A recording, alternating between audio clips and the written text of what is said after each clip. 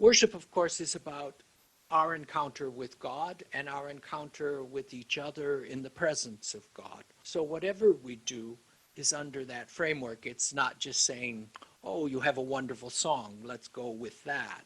It is about how do we learn that song? How does that song become part of our life? How does that prayer move within me and change who I am? All those kinds of things shape us now. So the biggest resource we have is the people who come. Today's guest is the Reverend Terry MacArthur, who at the time of our recording in June 2020 could be found at the English-speaking congregation of the Evangelical Lutheran Church of Geneva as the Minister of Music and Choir Director.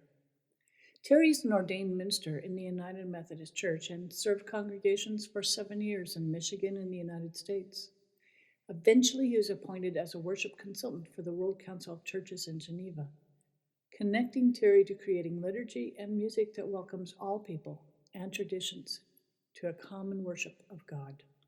In this episode of the Intentionally International podcast hosted by Anitra and Matthew Laferty, we explore how to cultivate patterns of worship in English-speaking international congregations that draws upon liturgical and musical traditions from around the world.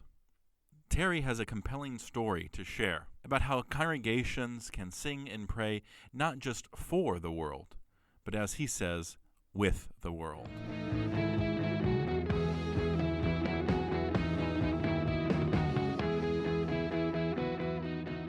How is a congregation like the congregation in Geneva also a place where people can feel like they're at home? Part of what's powerful is that the congregation serves as a maybe even a type of oasis in the midst of living cross-culturally, having some type of immigrant experience, whether it a temporary situation or permanent. What helps people feel at home in our place, in the midst of languages that are different, that songs that are new, is we still follow a kind of organized Lutheran liturgy. We have a kind of time of greeting, we have the service of the word. When we are meeting, we have communion. So there is a kind of ongoing structure that we follow week upon week. And within that basic structure, we are free to change things. We are not changing things all the time by any means. That's too upsetting for people. But this structure holds. And that provides people know where we are even when we're doing things differently. And English becomes the commonality. We're in a French-speaking culture, so English becomes, it's a place to speak English together. We have some things in liturgy where we kind of share. If I sing Amazing Grace, that probably people feel at home from all over the world. But if I sing something in a language, well, this week we will sing in Kiswahili. It's kind of leftover from Kenya. Last week we were praying for Kenya, and so we're using some songs again. We'll sing in Kiswahili. I sing Kiswahili really badly, but just that I try and that a people try helps somebody whose language is Kiswahili feel for a moment that they are included. So maybe the question for me is not, when do you feel at home, but when do you feel really included? When somebody hears somebody read a text, and all of a sudden it's their language. They hear their language in a situation where they almost never hear their language. And all of a sudden somebody's reading an important text in their language. They feel included in a way. They would have felt at home if that was in English. But there's a much more radical inclusion comes, somebody bothered to find my language. Somebody bothered to sing a song I knew from back home. So I tell the story about the Malawian woman. Many years ago, we sang a song from Malawi, Where You Jump. It's a jumping song. And we were jumping as part of the song. I love to get people to do that. It's very hard on the wood in the church as the floors really go up and down. And the Germans in the coffee hour down below get really nervous that we're going to come through. But one time we sang that, and there was a woman across the room. I didn't know her. She was a guest.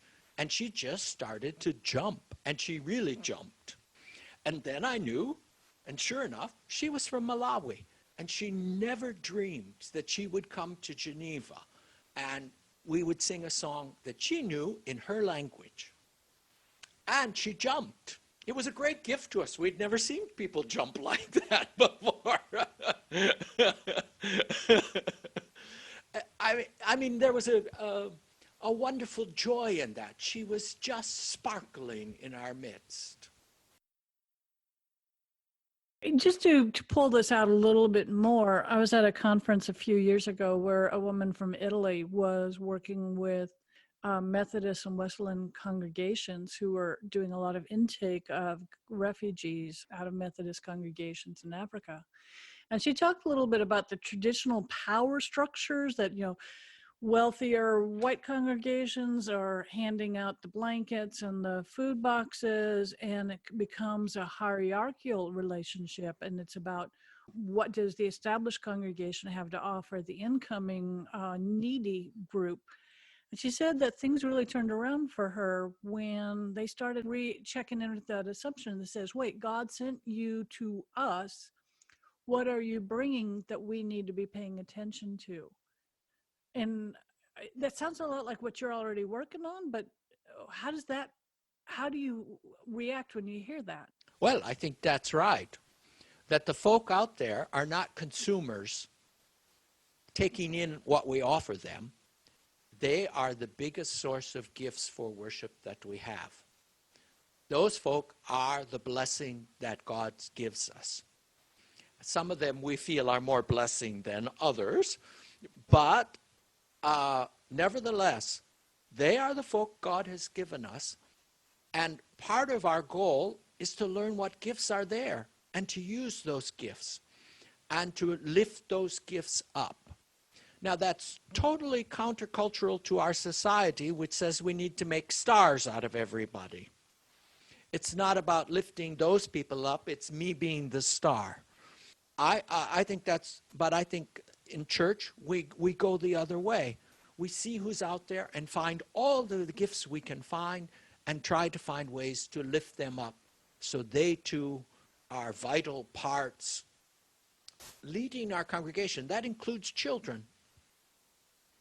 They are not just people sitting there that we are forming. They come with gifts. They are blessing. And to learn how to do that. And I do think that upsets our power structures.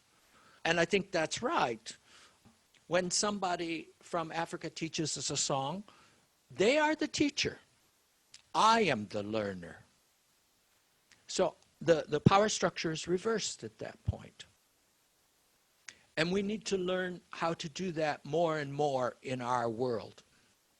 How to put ourselves as the ones learning, not the ones controlling or demanding. Now we have to be careful. Even in this way, we can say, we can keep a lot of power even in that way. I go back to my Amazing Grace story. No, I don't want to learn Amazing Grace. You've told me the wrong thing. No, give me something else now. See, we can control even in that way what we learn and what we receive from the other persons. No, you're from Africa. You're supposed to give me an African song. Don't give me a Western hymn. That doesn't count. You see how quickly we can become controlling. So the process and to learn the humility of learning is really an ongoing grace, I think. It does not come easily. Liturgy is also something that is your passion, and I've been in settings where you've written a liturgy.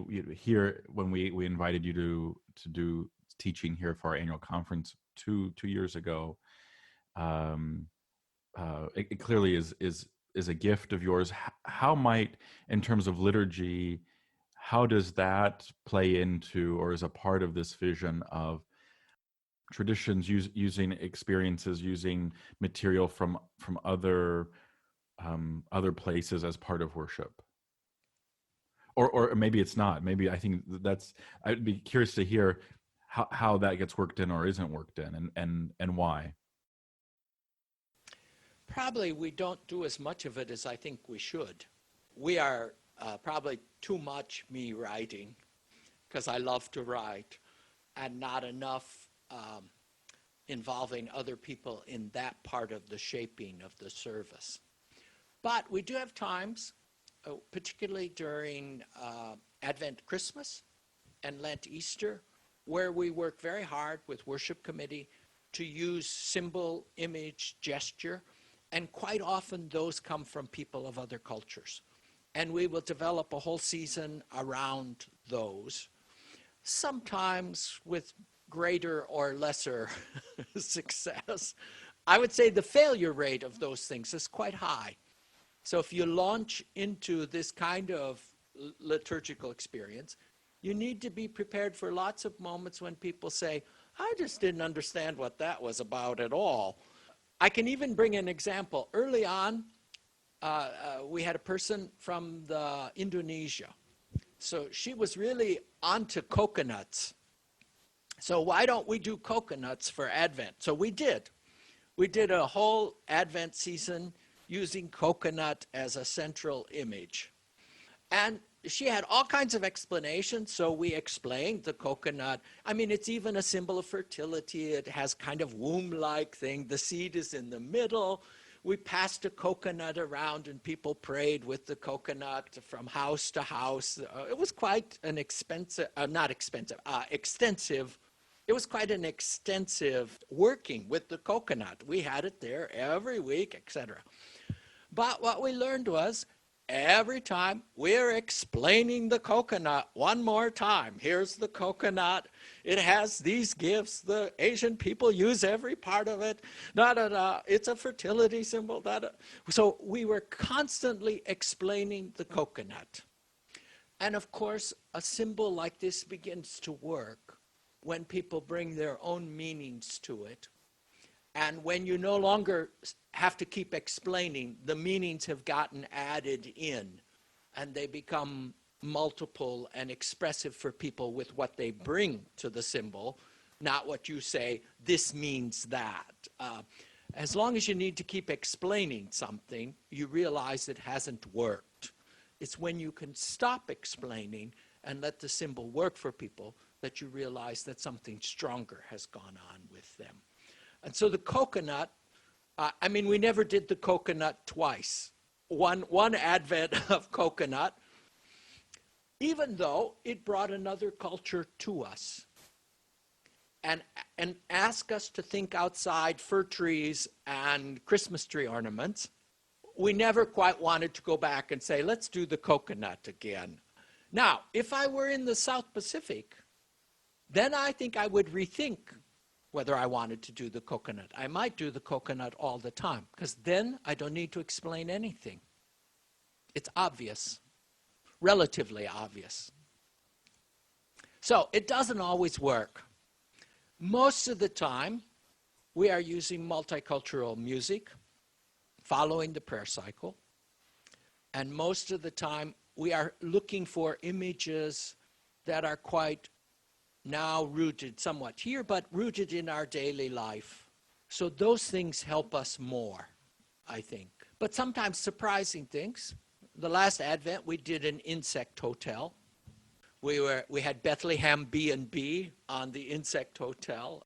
Now, I don't know if that's multicultural or not, but it's outside the norm. And it worked quite well. The kids loved it. Okay, things like that. And you had King Harold as the murder hornet? No, we didn't, but it would have been a good idea.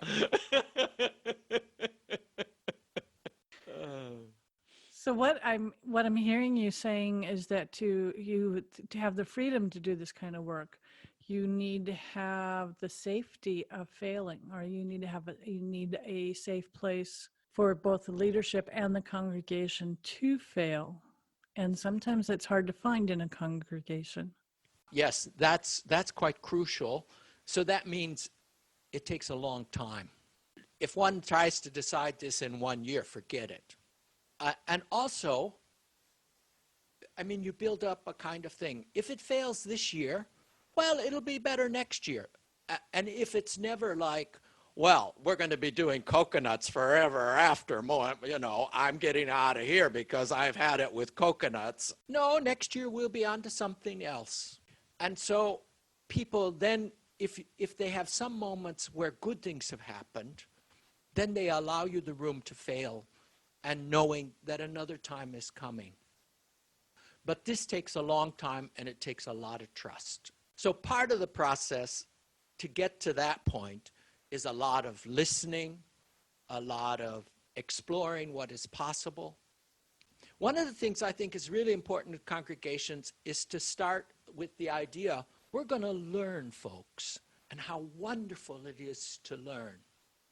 Because part of the problem with worship sometimes is we think we know what this is. And in fact, we don't want to learn. We want it to be like it always was. So one of the challenges is to put in front of folks, yes, there are expected ways that God meets us. And we sing a favorite hymn and God meets us. We feel something strong in that in us. But there are unexpected ways that God meets us too. And sometimes those unexpected ways is where the really new life is. Because it doesn't point back to an earlier memory. It points forward to what might be. And I think that is a difference. That's a different mentality. Worship as learning, not worship just as rehearsing what was. So the trick is to get people into learning mode. Mm-hmm. And that it's wonderful to learn. Well, of course, I think it's wonderful to learn. I think when I stop learning, I'm dead. So I find the joy in that. So I think also part of it is to express the delight at the new thing and to rejoice in that when it happens. This learning is best when it comes from the people that are there. So if I have a song and it's taught by somebody who sings that language, then also it's not just me as the leader teaching. I'm also learning with the whole congregation. And it's Penuel who's teaching us her song. And Penuel has a moment then when she's not just sitting there, she's a teacher. That gives her status. That gives her a place that she maybe didn't expect here. She teaches us her song. And then when we keep doing that, we keep singing her song. It's not MacArthur saying, wow, we need to learn Swahili today because this would be a wonderful thing for you to do. No, we're learning Penuel's song and we're singing with her and we're singing with her people. And I think then that provides a kind of space for learning.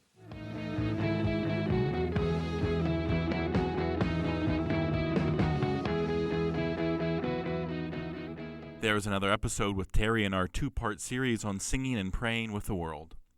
Thank you for listening to the Intentionally International podcast. If you haven't already subscribed to our podcast, do so now. Also, give us a 5-star rating, which helps others find our podcast. Visit our blog online at iipodcast.org. I am the Reverend Anitra Kitts, and with the Reverend Matthew Laferty, we produce this podcast, Intentionally International.